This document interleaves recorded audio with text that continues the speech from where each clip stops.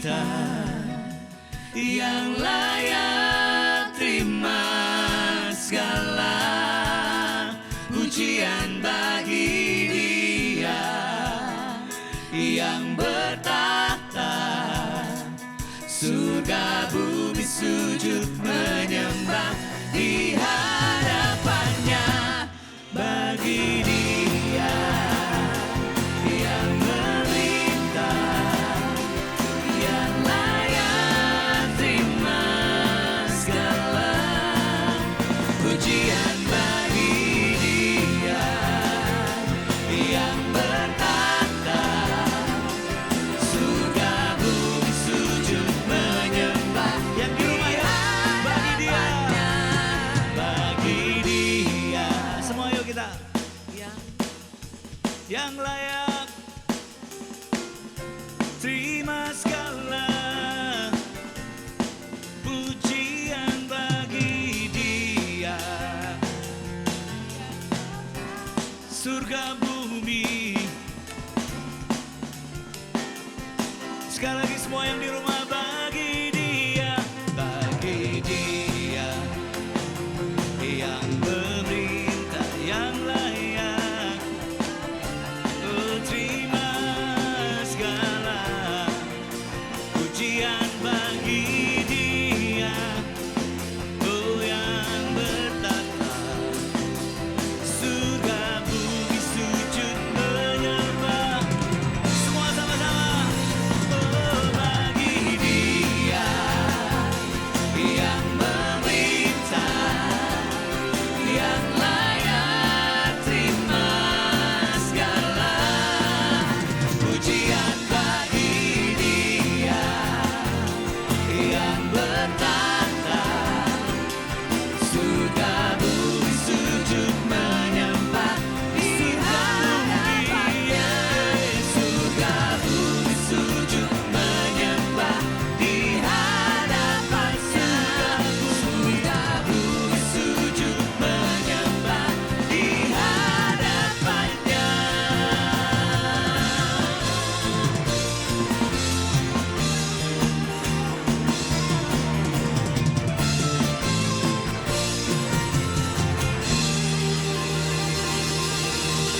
Bagi Dia, oh.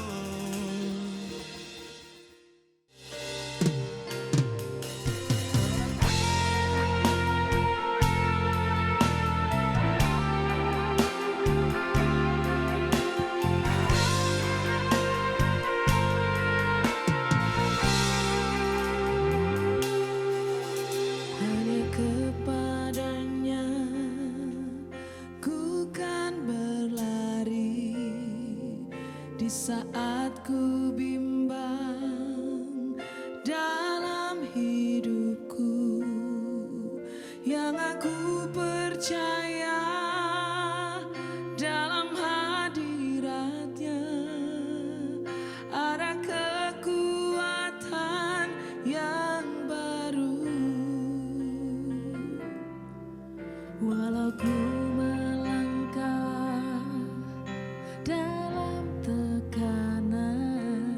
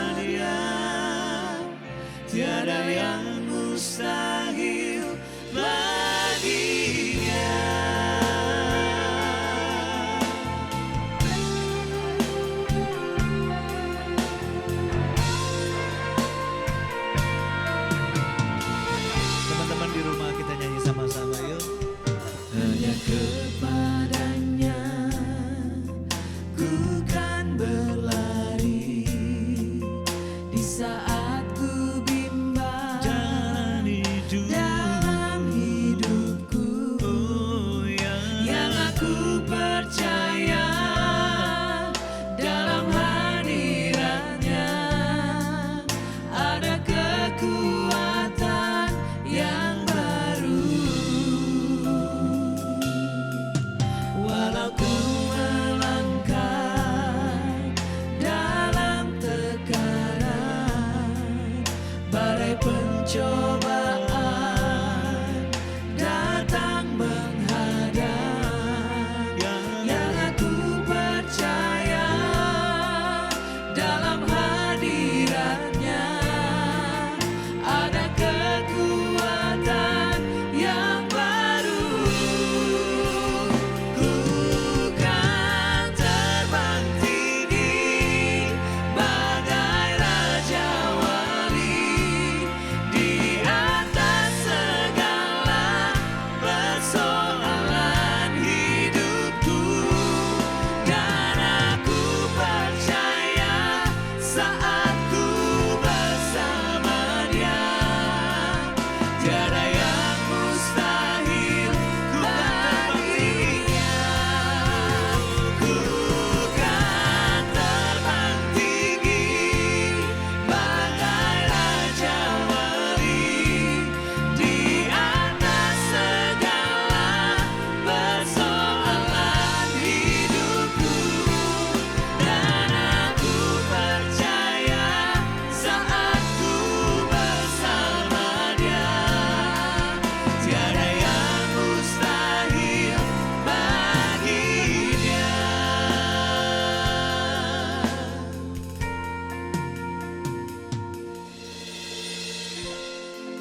Ada satu ayat bagus banget di Yesaya pasalnya yang ke-40.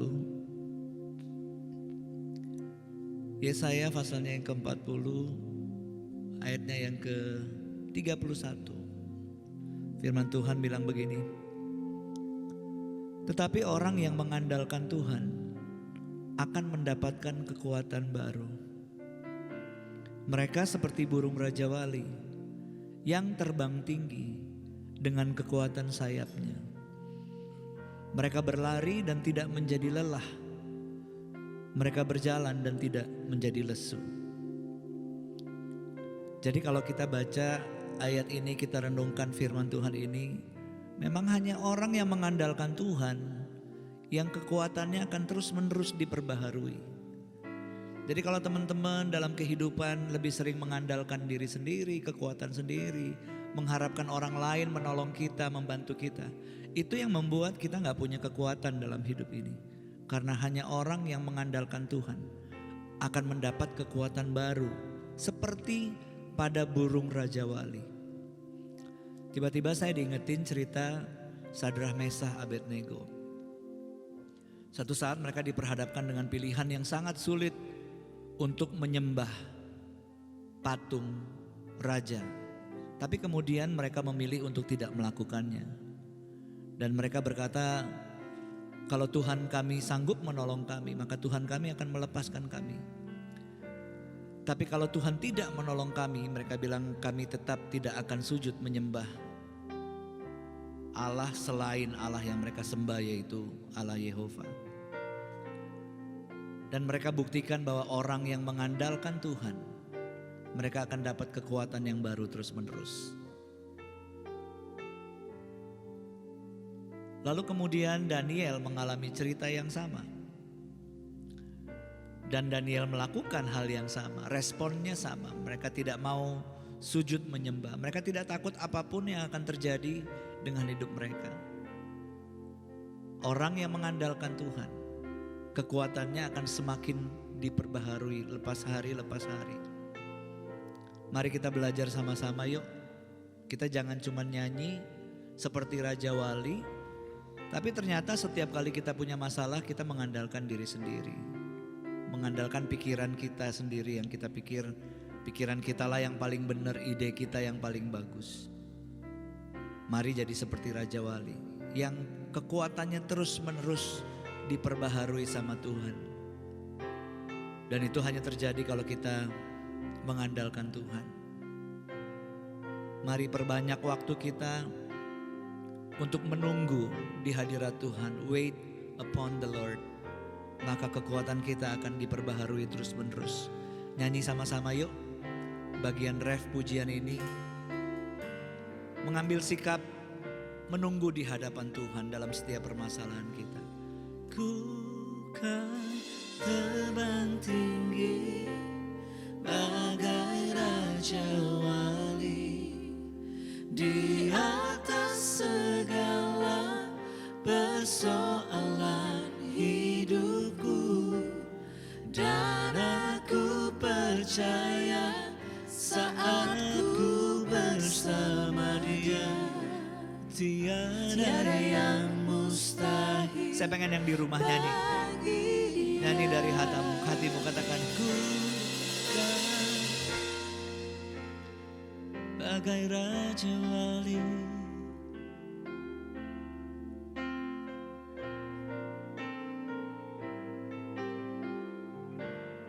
Dan aku percaya saat ku bersama Dia. Sekali lagi nyanyikan dari hatimu. Ku kan terbang tinggi bagai raja wali, oh di atas segala, dan aku percaya saat ku bersama Dia tiada yang mustahil. Semua sama-sama yuk. Ku kan terbang, ku kan terbang tinggi bagai raja wali di atas segala persoalan hidupku, dan aku percaya saat ku bersama Dia tiada yang mustahil. Sing it one more time. Ku kan terbang tinggi bagai raja wali di atas segala persoalan hidupku, dan aku percaya saat ku bersama Dia tiada yang mustahil bagi Dia. Tiada yang mustahil bagi Dia. Tiada yang mustahil bagi Dia.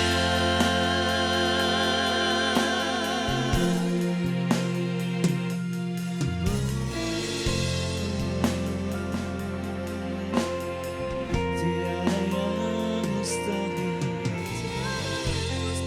sebab Engkau Tuhan yang sanggup melakukan apapun di luar pengertianku. Kau Allah yang sanggup, tiada yang seperti Tuhan, Allah yang sanggup.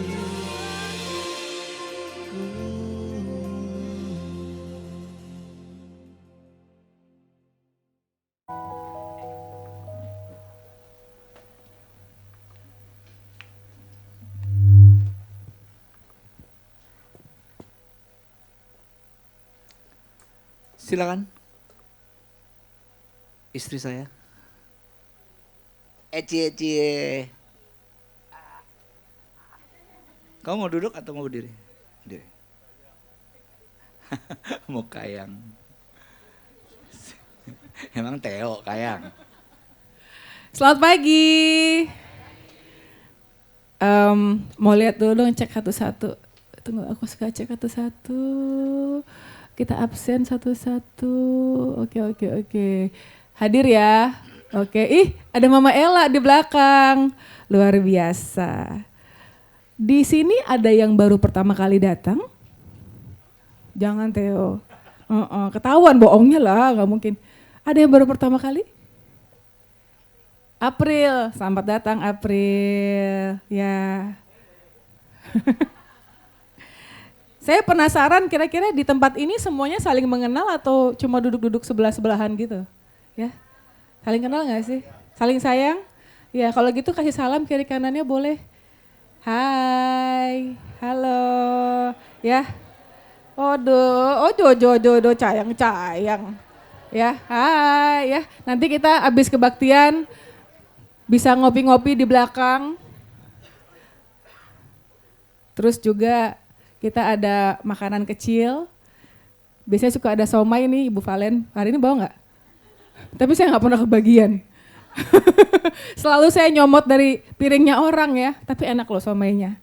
Ya pada pagi hari ini saya dapat kesempatan untuk sharing buat Bapak dan Ibu dan saudara-saudari semua yang saya kasihi dan juga dikasihi Tuhan tentunya. Saya berharap dalam waktu mungkin 30 menit ke depan ya, kita semua bisa konsentrasi karena saya juga baru belajar. Saya baru belajar juga dan mempersiapkan khotbah itu buat saya nggak tahu ya, buat para pengkhotbah yang udah profesional tuh mungkin lebih mudah. Cuma kalau buat saya itu darah dan air mata.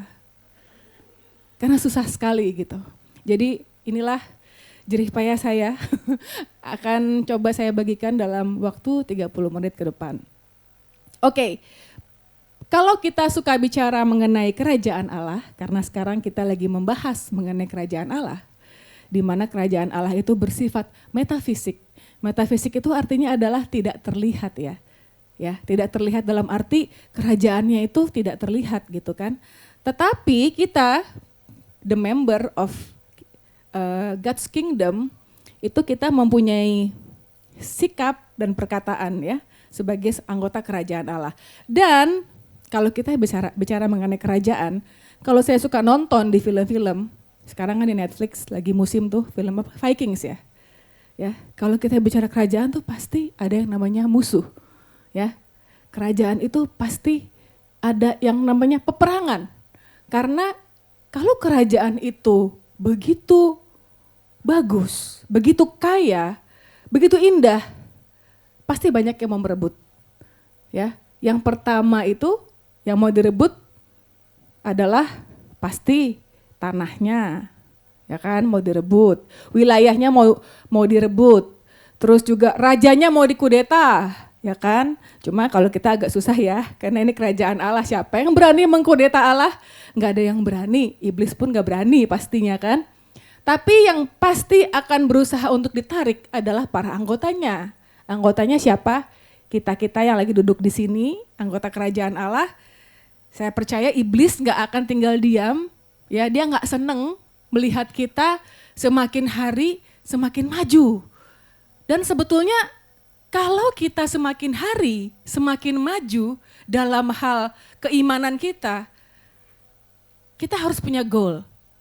Nah ini sekarang kita akan bahas ya satu persatu. Boleh slide-nya ditampilkan? Ya, kita bicara sekarang mengenai medan peperangan. Medan ini bukan kota di Sumut ya. Ya, kalau kita kemarin baru pulang dari Medan ya. Dan itu makanannya enak-enak. Siapa sih ini orang Medan? Iya tuh dia tuh ada Kakak Herlina itu dia. Saya pernah makan dia punya mie apa? Bihun bebek, mie rebus. Mie Tiong Sim juga enak. Wah, macam-macam. Tapi ini bukan Medan kota di Sumut, tapi Medan itu sebetulnya artinya adalah, ada yang tahu arti Medan? Saya juga baru Google sebenarnya sih. Saya juga penasaran kalau kita bilang ada medan peperangan. Medan itu artinya adalah tanah yang kosong, tanah yang luas, tanah yang lapang. Dan di sini kita akan bahas medan peperangan kita itu adalah di pikiran kita. Makanya kalau kita lihat ya, ada orang yang suka kesurupan, ya nggak sih? Pernah nggak sih lihat orang kesurupan? Saya pernah, serem gitu kan. Pasti yang diomongin pertama kali, makanya jangan suka bengong, ya. Nanti kalau bengong, kesambet gitu kan. Nanti kalau pikirannya kosong, nanti siapa yang masuk di situ?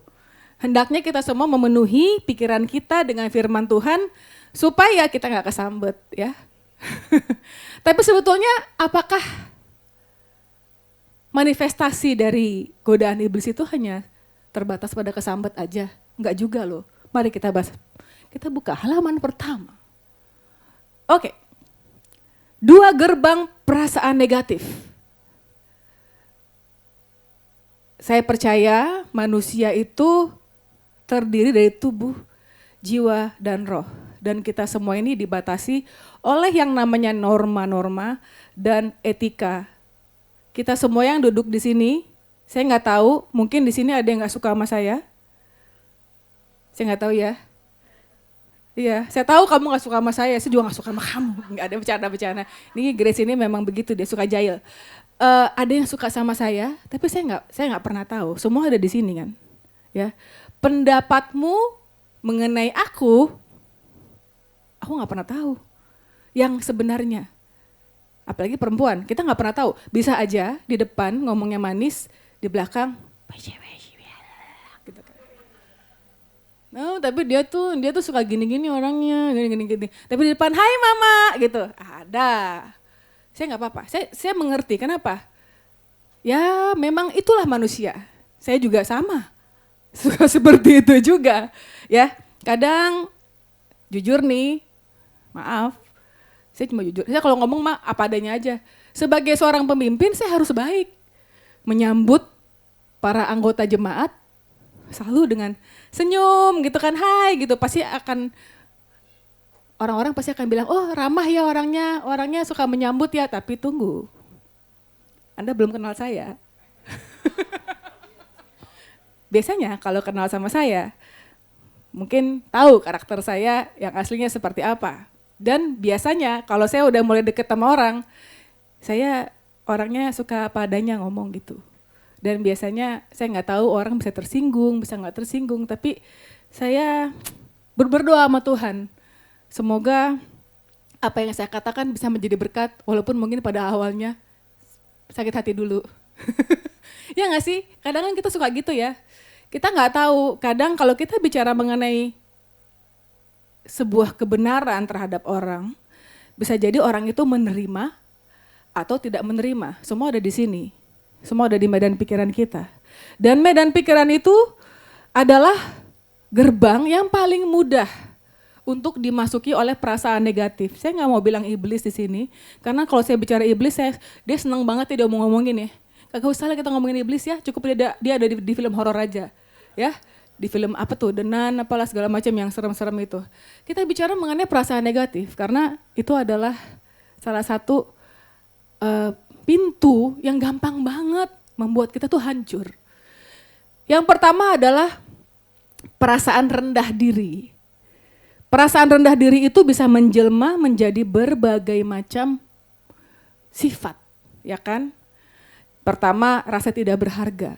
Rasa tidak berharga kita bisa muncul karena banyak hal. Trauma misalnya, kemarin saya di Persekutuan Wanita sempat sharing mengenai hal ini. Cuma kayaknya kalau sharing hari Minggu kurang seru karena panjang banget. Tapi saya punya niat sih, pingin punya session khusus bicara mengenai masalah trauma. Karena kita semua pernah pasti mengalami trauma. Insecure ya. Suka gak sih kalau ngomong gini? Ini orang kalau mulutnya julid banget nih pasti insecure. Kenapa? Karena dia berusaha tarik orang ke levelnya dia. Itu adalah wujud dari rasa tidak berharga. Cemburu misalnya, cemburuan banget, takut kehilangan. Nah itu berarti mungkin dia merasa bahwa aduh saya tuh tidak layak. Mungkin kalau dia nggak nelpon dalam waktu 1 hari mungkin dia akan meninggalkan saya.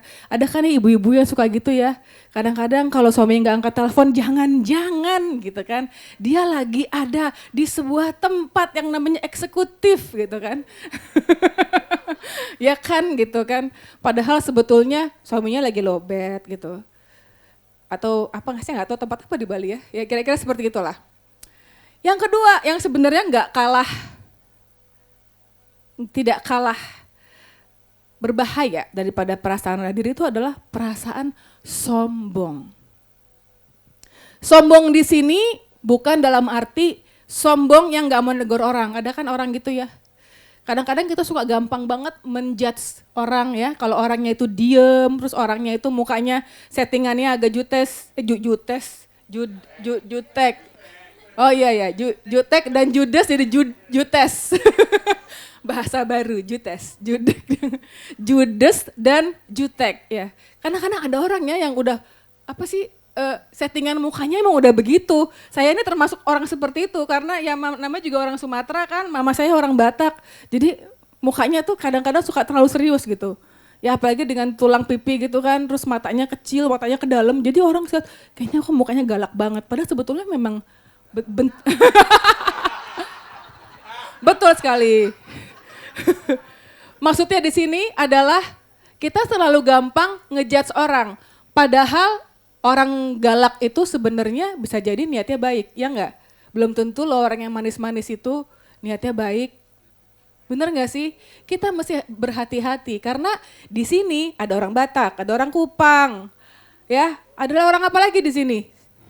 Ambon, ya itu semua kalau ngomong kenceng-kenceng ya. Kalau misalnya kita nggak jaga hati yang orang Jawa bisa kabur semua.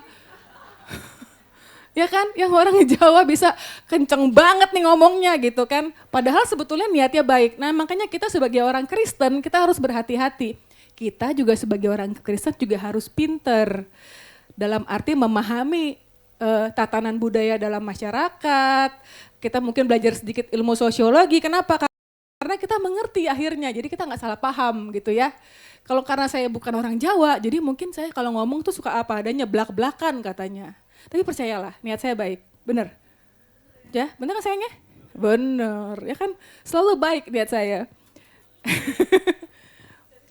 Yang saya bicarakan balik lagi ke sini, yang saya bicarakan itu bukan sombong dalam arti catakan muka atau gestur atau mungkin dia pakai branded. Kenapa kalau emang sanggup pakai branded, pakai aja nggak ada masalah ya nggak sih? Jangan sirik. Sombong itu adalah mengandalkan diri sendiri lebih dari mengandalkan Tuhan.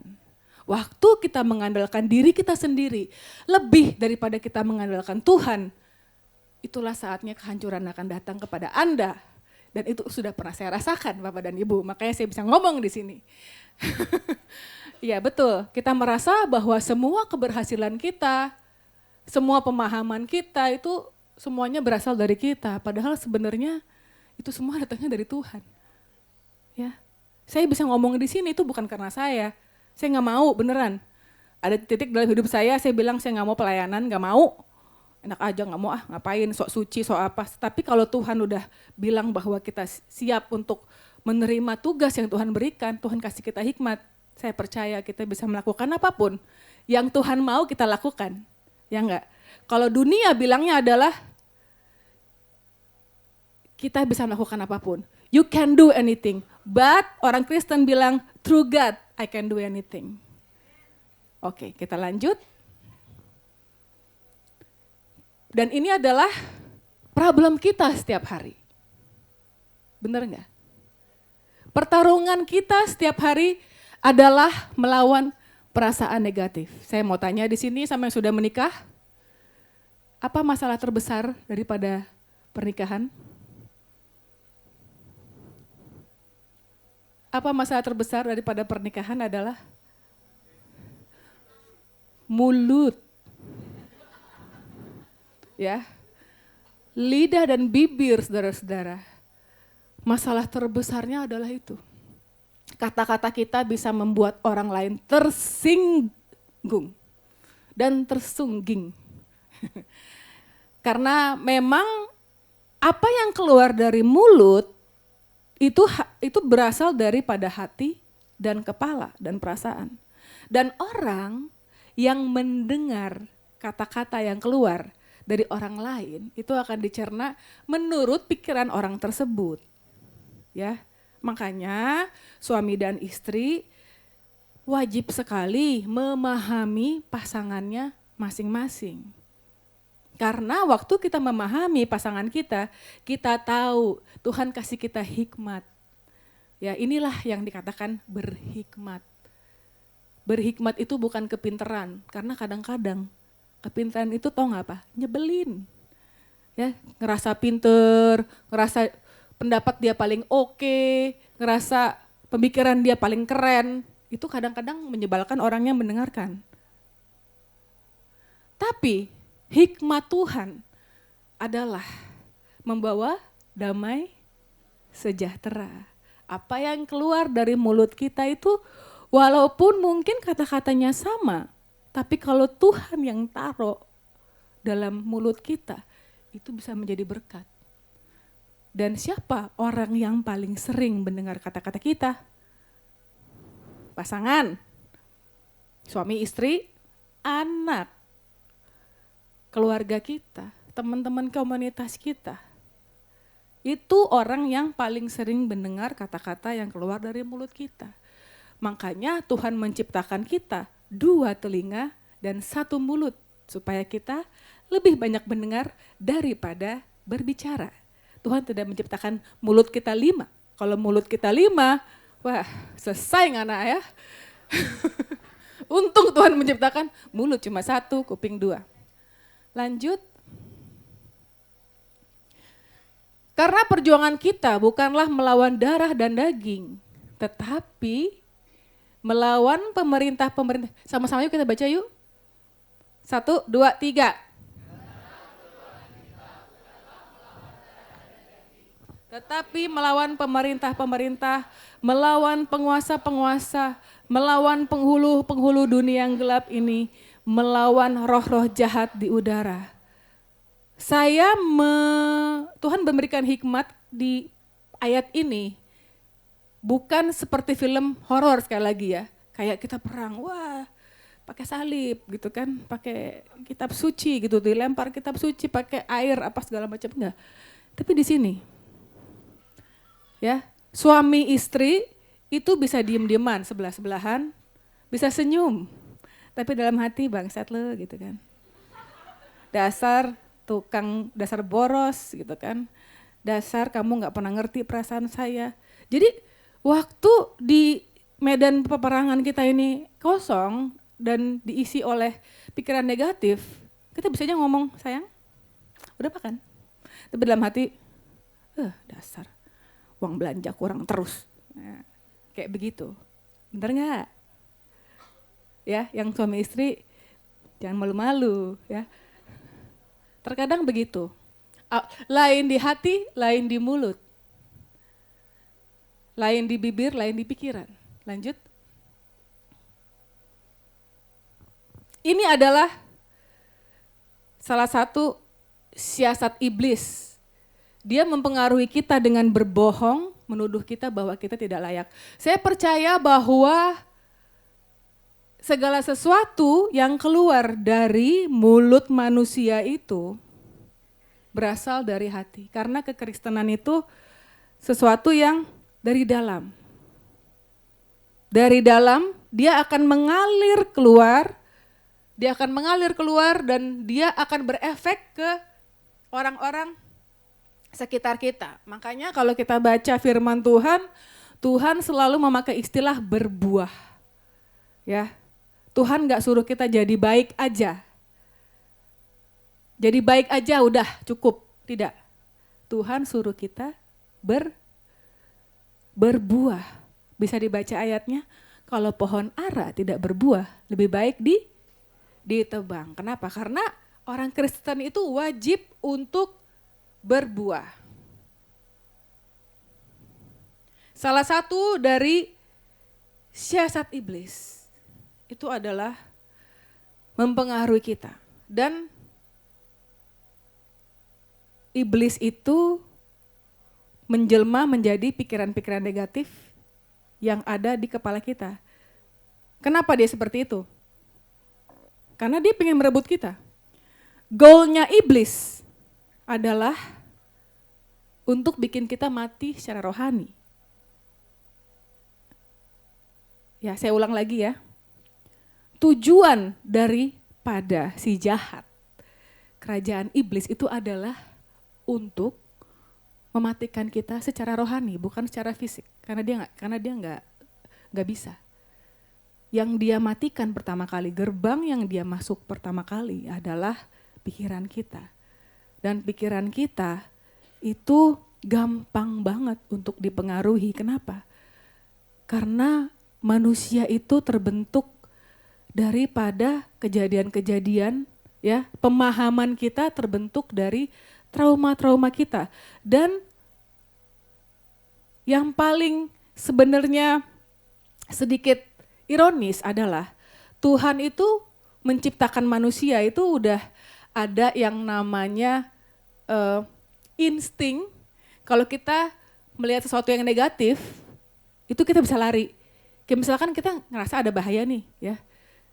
Ada bahaya, itu tuh kita punya insting untuk bisa segera keluar dari bahaya itu. Misalnya kita lewat jalan yang gelap gitu ya, kayaknya nggak bener nih gue lewat sini nih, kayaknya nih nanti kalau lewat sini bisa dijambret nih gitu kan, atau bisa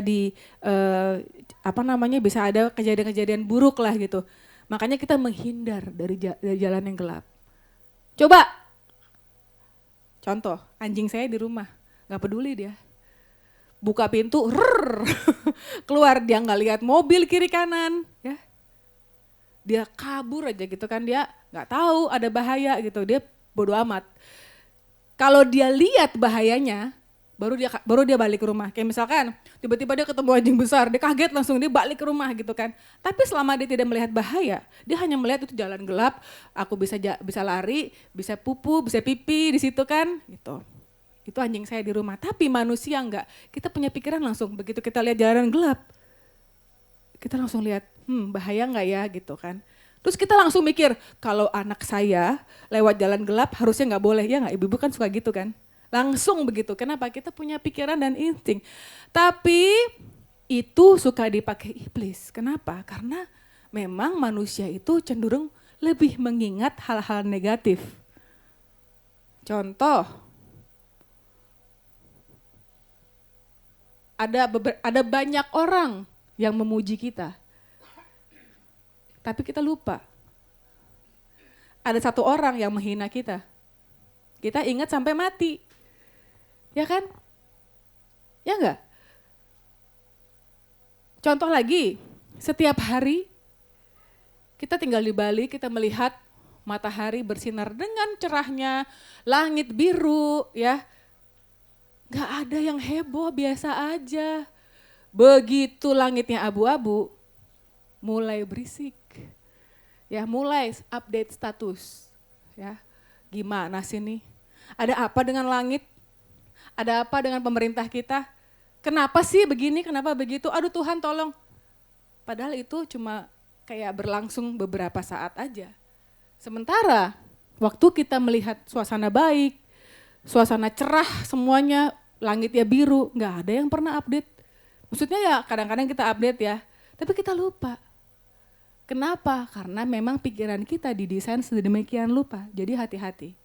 Kalau saya berpikir, kalau kita paham, ya, kalau kita mengerti bagaimana pikiran kita bekerja, bagaimana Tuhan mendesain kita, itu kita akan jadi lebih mudah untuk hidup.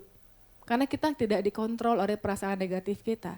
Karena Tuhan sudah menciptakan perasaan negatif sebenarnya dalam diri kita. Dalam arti bukan perasaan yang dia ciptakan ya, tapi alert system. Sistem untuk kita mengenali bahaya. Dan itu dipakai loh sama kuasa kegelapan untuk bisa menggoda kita. Dan dia memakai semua kebohongan, semua kebohongan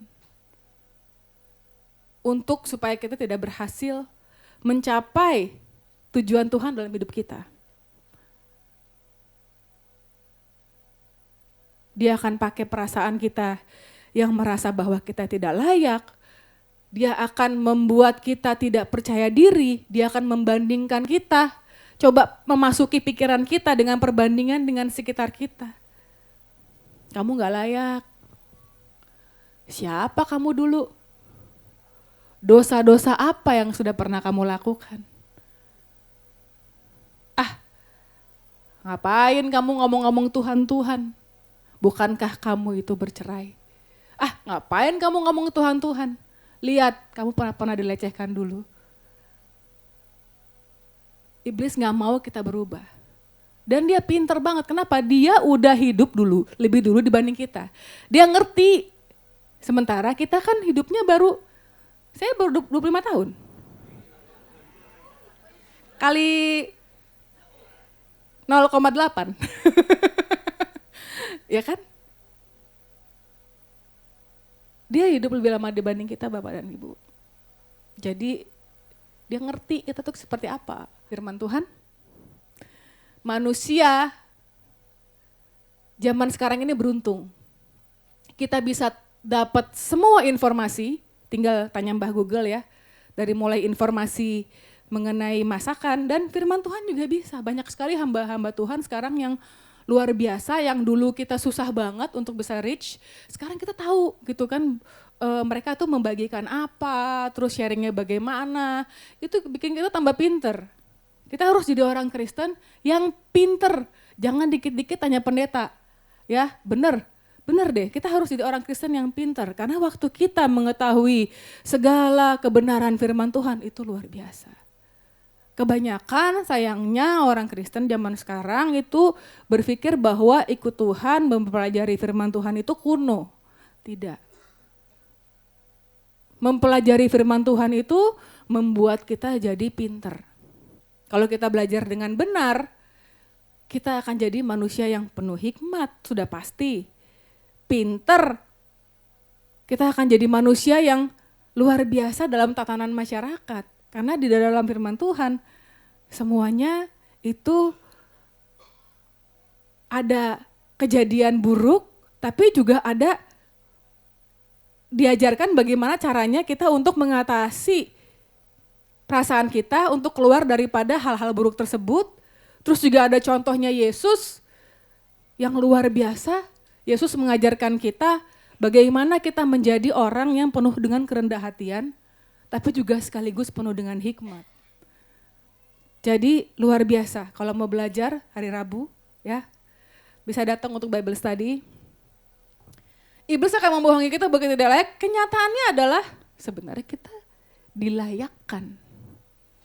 Bukan karena usaha kita sekali lagi, tapi karena darah Yesus. Jadi kita semua orang-orang yang di sini, kita dilayakkan. Tapi bukan karena usaha kita. Lanjut. Kita baca sama-sama ya. Karena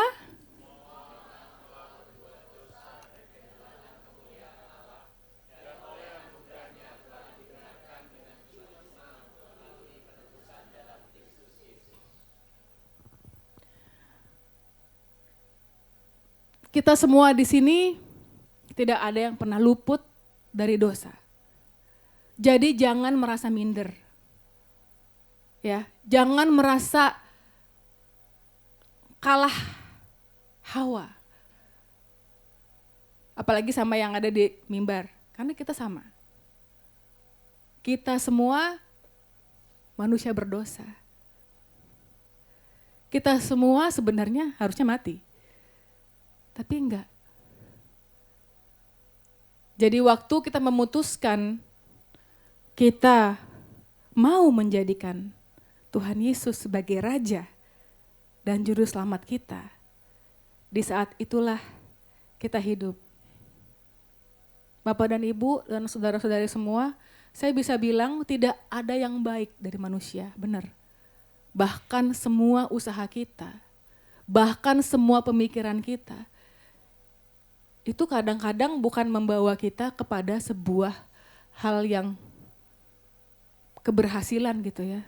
Dalam arti mungkin ada keberhasilan, tapi keberhasilan tanpa Tuhan itu sama dengan disaster.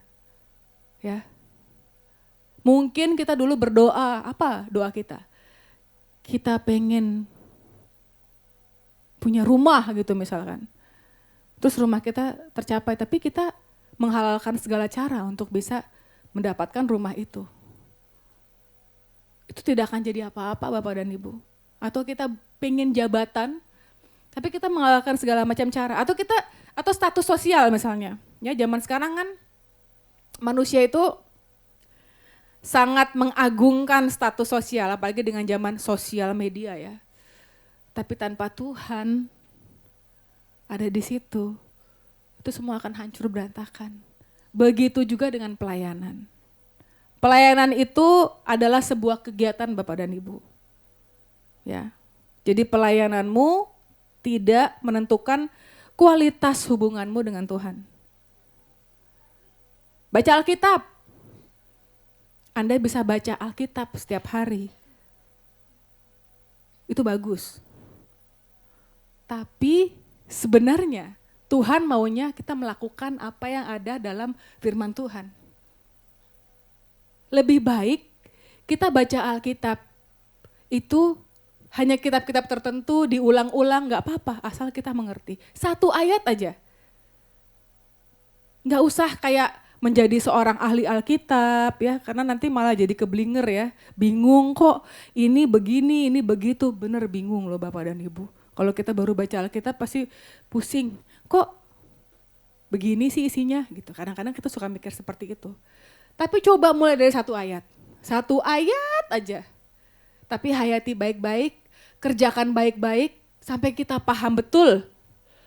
Habis itu balik lagi, kita cari kalau udah paham cari lagi ayat yang lain. Dengan cara seperti itu kita melakukan firman Tuhan. Bukan hanya sekedar baca. Jadi jangan sampai membaca firman Tuhan menjadi sebuah rutinitas. Karena tujuannya bukan itu. Membaca firman tujuannya adalah supaya kita melakukan apa yang ada dalam firman Tuhan. Lanjut. Ini adalah ladang peperangan. Kalau kita bicara sekali lagi ya, mengenai ladang. Ya, kalau kita lagi perang kan kita harus ada tempatnya ya. Karena iblis zaman sekarang tuh tidak menyerang kita secara fisik. Saya nggak tahu kalau zaman dulu ada yang menyerang secara fisik nggak ya. Tapi kayaknya nggak pernah sih. Yang dia pakai selalu memang ladang pikiran kita. Dan dia akan cari tuh mana ladang-ladang yang tandus. Makanya biasanya dia akan menyerang orang yang lagi sedih. Dia akan menyerang yang kesepian. Dia akan menyerang orang yang penuh dengan kemarahan. Ya. Makanya bukan ada baiknya sih, diwajibkan kepada kita untuk mengkoreksi pikiran kita. Karena sebenarnya kita bisa loh mendisiplinkan pikiran kita. Bagaimana caranya? Kalau saya punya trik, karena saya juga manusia biasa ya, pikiran saya sering negatif. Waktu saya mulai punya pikiran negatif, saya langsung berpikir ada yang salah sama saya nih. Kayaknya ada kebiasaan-kebiasaan saya yang harus dirubah. Biasanya tuh ada hal-hal tertentu yang menjadi berhalanya kita. Di situ biasanya tuh iblis suka masuk. Beneran deh. Saya nggak tahu ya, kalau berhala saya tuh suka banget lihat sosmed. Ya, sampai sekarang saya hapus TikTok saya. Karena itu bener-bener loh Bapak dan Ibu, itu kayak, saya tuh mikir ya, oke, saya nggak minum, ya, nggak ngerokok, nggak clubbing, oke lah dosa-dosa yang, tapi emang iblis tenang gitu, enggak, dia akan cari, nih. Itu ya ampun kalau lihat TikTok itu bisa nggak selesai dan nggak bisa ditaruh, bener nggak sih? Ya suka nggak? Saya nge-scroll terus ngeliatnya juga ya nggak aneh-aneh, anjing lucu, ya. Karena saya suka banget lihat yang lucu-lucu gitu kan. Ih gemes anjingnya, unyu-unyu gitu kan. Terus ada anjing yang bisa nari-nari, suka lihat gak sih? Atau ada anjing yang gemes-gemes gitu kan. Atau komedi-komedi. Tapi Bapak dan Ibu itu bener-bener loh, itu bukan TikToknya yang salah ya. Saya nggak menyalahkan any social media platform, tapi sayanya. Karena waktu saya lihat saya kan terhibur tuh. Ya kan, terhibur, terus ada, memang sih Tuhan tuh menciptakan otak manusia itu untuk kayak gampang banget kecanduan. Dalam arti gini, kenapa narkoba itu membuat orang itu susah untuk lepas? Karena ada sistem dalam otak kita yang bikin kita happy, kecanduan. Itu sama waktu kita melihat sosial media. Waktu kita melihat sosmed, ada satu bagian dalam otak ya yang membuat kita pengen terus. Itu efeknya sama kecanduan. Sampai ke toilet pun dibawa-bawa. Kenapa? Karena nggak bisa lepas gitu. Dan tanpa kita sadar itu menjadi berhala kita. Itu buat saya nggak tahu apa yang menjadi berhala Bapak dan Ibu. Mungkin juga kesibukan, mungkin juga ngurus anak, saya nggak tahu ya. Karena ngurus anak itu terlihat baik, memang baik banget. Orang tua yang mengurus anak itu memang kewajibannya. Tetapi waktu kita memberhalakan segala sesuatu in the name of ngurus anak, kita harus start questioning. Kita harus melihat bahwa Tuhan memampukan saya untuk bisa melakukan pekerjaan saya sebagai ibu rumah tangga. Jadi jangan dibalik. Jangan, oh kan saya mau baik di hadapan Tuhan. Saya mau baik di hadapan Tuhan, makanya saya harus jadi ibu yang baik, anak-anak saya harus sempurna, ya. Semua orang di dunia ini harus melihat bahwa anak saya sempurna. Salah. Bukannya anak yang baik itu baik, cuma yang ada di pikiran kita tuh harus dirubah. Karena makanya itu firman Tuhan bilang berubahlah oleh pembaharuan akal budimu. Yang ada di sini nih mesti jangan kebalik-balik gitu kan. Yang harus kita lakukan adalah kita percaya sama Tuhan. Saya tahu Tuhan, saya nggak sempurna. Mungkin sebagai seorang ibu, sebagai seorang bapak, sebagai seorang anak, saya banyak kurangnya. Tapi saya mau menyerahkan keluarga saya mau menyerahkan anak saya mau menyerahkan suami saya, menyerahkan ibu saya, orang tua saya ke dalam penyertaan Tuhan. Dan Tuhan memampukan saya untuk melakukan pekerjaan-pekerjaan yang sudah menjadi bagian saya. Harusnya pikiran kita seperti itu. Kalau kita mulai dengan keinginan kita sendiri, kacau Bapak dan Ibu. Kita akan mengalami yang namanya burnout. Tahu nggak burnout? Ya, anak sekarang suka bilang kena mental, ya gitu ya. Ada sebuah penelitian yang menarik bahwa zaman dulu penyakit itu berbeda sama penyakit zaman sekarang. Jadi kalau zaman dulu penyakit itu katanya diabetes, ya, kanker, jantung. Kalau sekarang penyakit mental. Mental illness tuh kayaknya sekarang banyak banget. Dulu kita nggak pernah denger ya, saya waktu masih remaja nggak ada tuh teman saya yang kena mental illness. Iya kan, paling kalau ada yang aneh-aneh kita suka bilang gilingan ya nih orang gitu kan. Kalau sekarang tuh kayaknya aku kena mental gitu. Apa masalah sekarang yang paling terbesar itu tuh nggak apa? GERD. Siapa di sini yang GERD? Jangan malu, angkat tangan aja. Ya, saya nggak mau deh ya angkat tangan dalam hati ya. Saya tahu di sini banyak yang GERD. Ya, karena banyak banget tuntutan-tuntutan hidup, banyak banget kekhawatiran. Zaman sekarang memang seperti itu, berbeda sama zaman dulu gitu ya. Karena memang ini adalah ladang peperangan, jangan sampai di take over. Kita ini milik Tuhan, udah pasti. Waktu kita dibaptis, kita milik Tuhan. Tapi pikiran kita sendiri yang harus jaga nih. Yang masuk siapa nih? Hendaklah pikiran kita dipenuhi oleh firman Tuhan. Hendaklah Roh Kudus menguasai akal dan pikiran kita, jangan dibiarin kosong. Kita manusia punya kewajiban. Tuhan memberikan kita akal, pikiran, untuk apa? Kita jaga. Ya, jangan dibiarin kosong. Taman depan rumah aja kita siramin. Masa otak kita nggak kita siramin sama firman Tuhan? Ya kan? Perut kita aja kalau kosong cari makanan, lapar. Kita carinya apa? Makanan yang bergizi. Masuk pikiran kita isi sama kerupuk doang, ya, sama hal-hal yang istilahnya nggak ada gizinya gitu. Makanya kita juga harus rajin, harus punya respons yang bagus untuk bisa mengisi akal dan pikiran kita.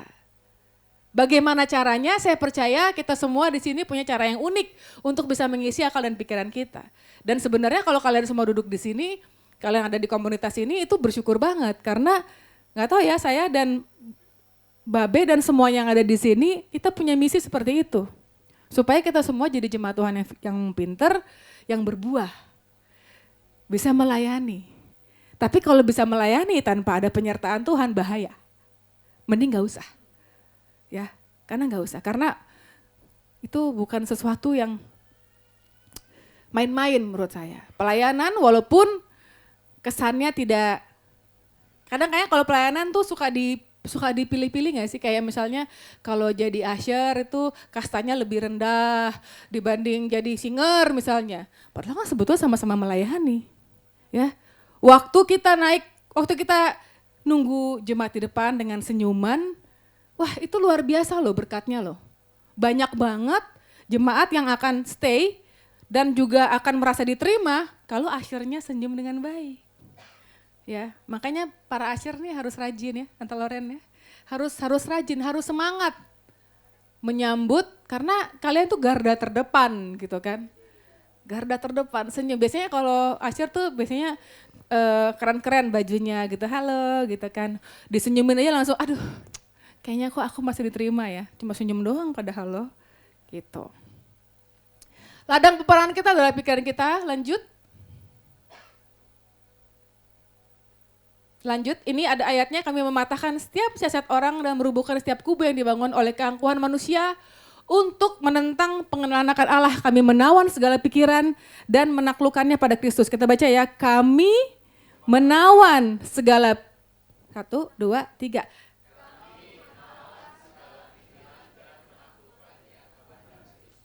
Yes, pikiran yang ditaklukkan kepada Kristus itu akan menghasilkan sebuah transformasi. Jadi kalau kalian mau melihat transformasi dalam hidup kalian, sudah pasti kita harus menaklukkan pikiran kita kepada Kristus. Lanjut. Ini adalah tujuan iblis. Sekali lagi kalau dalam peperangan itu pasti ada yang, serem banget ya ininya fotonya. Aku baru sadar loh, matanya bisa bercahaya mengerikan gitu. Ini adalah tujuan iblis. Dia mau menghancurkan kita. Bagaimana caranya? Dia ingin menjauhkan kita dari Allah. Membuat kita mati secara rohani. Kalau kita suka baca ya, Yesus pokok dan kitalah carangnya. Ya, seperti rusa merindukan air ya. Selalu digambarkan dalam firman Tuhan, keindahan itu adalah waktu kita dekat dengan Sang Pencipta, ya enggak? Keindahan itu bukan waktu kita diberkati.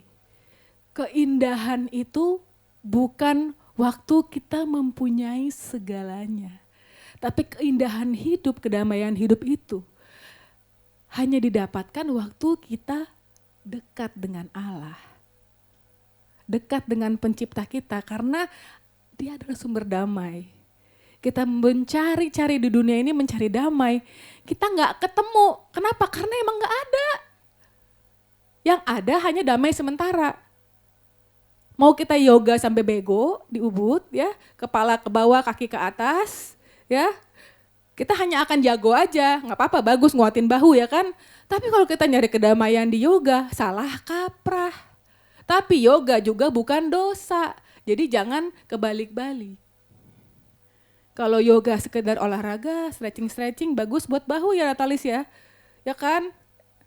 Tapi di situ bukan kebenaran. Kebenaran kita adalah waktu kita dekat dengan Allah. Dan ini adalah goalnya iblis. Dia akan berusaha jauhkan kita dari Tuhan sebisanya dia. Kalau dia lihat bahwa, wah nih anak nih gak pernah berbuat dosa nih. Ya kayaknya nih alim banget. Tapi dia akan berusaha apa? Alihkan pikirannya. Mungkin dia nggak bisa diajak ke La Favela. Tapi waktu di rumah, dia nggak pernah mikirin Tuhan juga, sama aja. Waktu di rumah kerjaannya juga cuma buka-buka Google nggak jelas. Yang ada malah ngeliat berita-berita hoax. Sama aja, ya kan? Wah, nih anak baik banget nih. Kesannya suci di rumah terus. Padahal waktu di rumah nggak mikirin Tuhan juga. Jadi jauh juga gitu kan. Jadi nggak ada hubungannya. Ini ada tujuannya iblis karena waktu kita jauh dari Tuhan itu adalah waktu dia jauh nih dari Tuhan ya. Ayo, mari kita serbu. Ambil take over. Apa ya? Digoda perasaannya, kemarahannya, teman-teman yang dulunya deket jadi jauh, yang tadinya hubungannya baik jadi saling tersinggung. Kenapa? Waktu kita saling tersinggung sesama teman-teman komunitas, saat itulah kita lepas. Waktu kita lepas, godaannya gampang datang. Lanjut. Janganlah kamu menjadi serupa dengan dunia ini, tapi berubahlah oleh pembaharuan budimu. Lanjut. Di sini kita bicara mengenai kudus. Nah, kudus itu adalah bukan berarti bahwa kita suci ya, kita yang suci, bukan. Jadi kadang ada pemahaman dulu saya mikirnya gitu ya. Kalau kudus itu kita suci dalam arti kita nggak mau nyentuh hal-hal yang kira-kira membuat dosa, nggak mau bergaul sama si ini, nggak mau bergaul sama itu biar kesannya suci gitu kan. Tidak, suci, kudus itu artinya adalah terpisah, tidak tercampur. Berarti kudus itu adalah posisi kita, bukan keadaan kita. Kita hanya bisa dikuduskan waktu kita dekat dengan Tuhan. Pikiran kita menjadi kudus, apa yang kita lakukan menjadi baik, waktu kita mendekat kepada Tuhan, sumber kekudusan. Karena kita sendiri sebenarnya nggak kudus sama sekali. Waktu kita jauh dari Tuhan, saat itulah hal-hal yang ngaco mulai terjadi. Sampai sini pahamnya Bapak dan Ibu? Tenang, aku sebentar lagi kok. Lanjut. Tetapi berubahlah oleh pembaharuan budimu, sehingga kamu dapat membedakan manakah kehendak Allah, apa yang baik kepada Allah dan yang sempurna. Dekat dengan Tuhan itu butuh respon kita. Kadang orang kalau sedih mikir, Tuhan di mana? Tuhan gak perhatiin saya, karena takaran kita akan perhatian Tuhan itu cuma berkat. Jadi waktu kita gak dapat berkat, kita teriak-teriak, mana katanya diberkati, kok aku gak diberkati? Lah, salah kaprah. Tuhan, aku di sini. Mana Tuhan? Aku di sini. Hey, aku di sini. Gitu. Itulah paham manusia yang salah kaprah. Waktu kita minta penyertaan Tuhan, maunya diberkati, karena itu dua hal yang berbeda Bapak dan Ibu. Karena Tuhan pasti akan menyertai kita waktu kita diberkati walaupun dalam masalah. Karena kalau kita sudah mempunyai level pemahaman yang berbeda, bahkan masalah kita itu juga menjadi berkat bagi kita. Nanti kita akan bahas lagi selanjutnya bahwa kita bisa menjadikan trauma kita itu sebagai aset kita. Kenapa? Trauma-trauma kita bisa kita pakai buat aset kita untuk melayani. Karena saya percaya setiap kita di sini tuh unik. Pengalaman kita nggak ada yang sama. Kalau saya mungkin bicara sama orang yang sakit, saya lebih kena. Kenapa? Karena saya pernah sakit. Mungkin ada orang yang mengalami, nggak tahu ya, mengalami hal-hal yang negatif dalam hidup, mungkin kesepian atau apa. Dia bisa bicara karena dia pernah mengalami. Jadi level tertinggi adalah waktu kita bisa menggunakan trauma kita untuk pelayanannya kita. Lanjut. Yang membedakan kita adalah akal budi. Apa yang di dalam akan memancar keluar. Kristen itu adalah what's inside you. Apa yang ada di dalam kita akan keluar dan menjadi berkat dan berbuah. Oke. Lanjut. Ketika posisi kita sudah benar di mata Allah, itu akan nampak dari cara kita terus menyusun prioritas. Ini balik lagi ke khotbah Babe minggu lalu ya. Waktu kita dekat dengan Tuhan, Prioritas kita juga pasti akan berbeda, sikap dan kata-kata yang membangun karena Roh Kudus yang ada dalam kita bisa memampukan kita untuk membangun orang lain. Katakan sama-sama, sikap dan kata-kata yang membangun karena Roh Kudus yang ada dalam kita bisa memampukan kita untuk membangun orang. Ini adalah goal. Ini adalah goal. Jadikanlah ini goal hidup kita semua. Kata-kata kita, sikap kita membangun orang sekitar. Bukan malah menurunkan orang tersebut, tapi membangun. Lanjut. Oh udah. Terima kasih, Tuhan memberkati. Saat ku masih di dalam dosaku, kau setia mengatur hidupku, ada di kisahku Engkau berkarya. Yesus, kau turut bekerja